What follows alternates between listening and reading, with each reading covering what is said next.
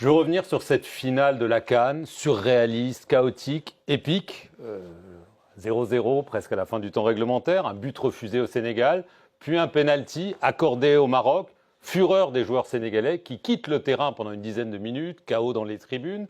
Finalement, les joueurs reviennent, le penalty est tiré, manqué par le Maroc, et le Sénégal finit par l'emporter en prolongation. Quel est votre avis sur cette finale? Écoutez, permettez-moi déjà de féliciter le Sénégal qui mérite sa victoire.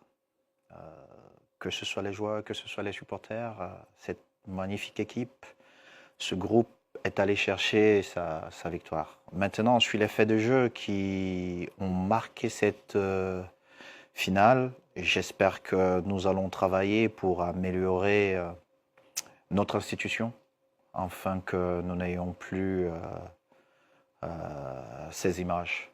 Parce que je pense qu'on aurait pu éviter tout ce qui s'est passé hier. Notre institution, vous voulez parler de la Confédération africaine de football, Tout à fait. la CAF. Pour vous, c'est elle qui est responsable du chaos lors de cette finale? Je ne suis pas en train d'accuser, mais vous savez, si j'accuse la CAF, je serais en train de m'accuser moi-même parce que je fais partie de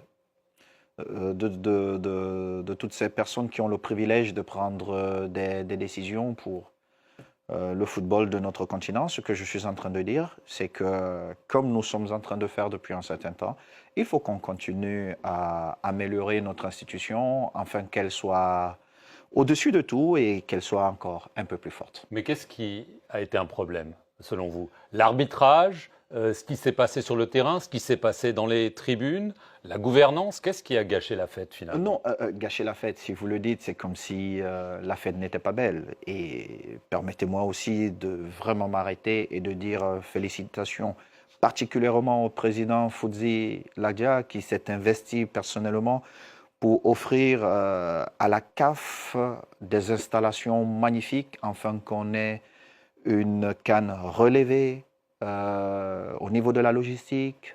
Comme président du Cameroun, j'ai eu l'occasion de le faire parcourir.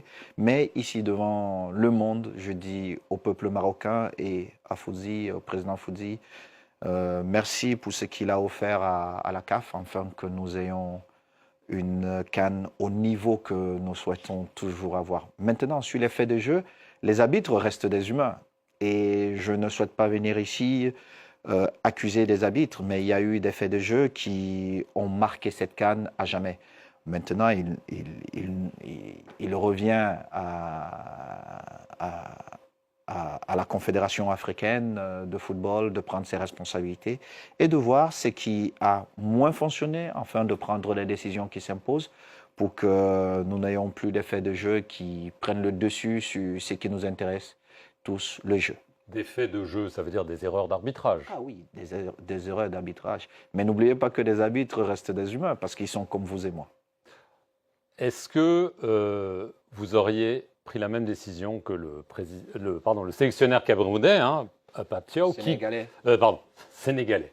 Est-ce que vous auriez pris la même décision que le sélectionneur sénégalais qui dit à ses joueurs, au moment du pénalty, on sort du terrain, et ils sortent du terrain pendant 10 minutes, sachant qu'ils auraient pu perdre le match sur tapis vert s'ils n'étaient pas revenus? Moi, j'ai été sanctionné à 4 matchs parce que j'ai refusé de prendre cette décision, parce que, vous savez, les émotions, parfois, ne sont pas contrôlables. Et à un moment donné, pendant notre rencontre Cameroun-Maroc, il y avait beaucoup d'émotions et un de mes compatriotes m'a suggéré de retirer l'équipe. Mais sur un coup de tête, j'aurais pu prendre cette décision-là. Je ne pense pas que je vais accuser le sélectionneur sénégalais. Au contraire, il a eu le courage de défendre son équipe. Il a pris un risque. Il faut prendre ces risques-là. Au final, le Sénégal gagne et c'est ce que je veux retenir. Maintenant, ceux qui sont chargés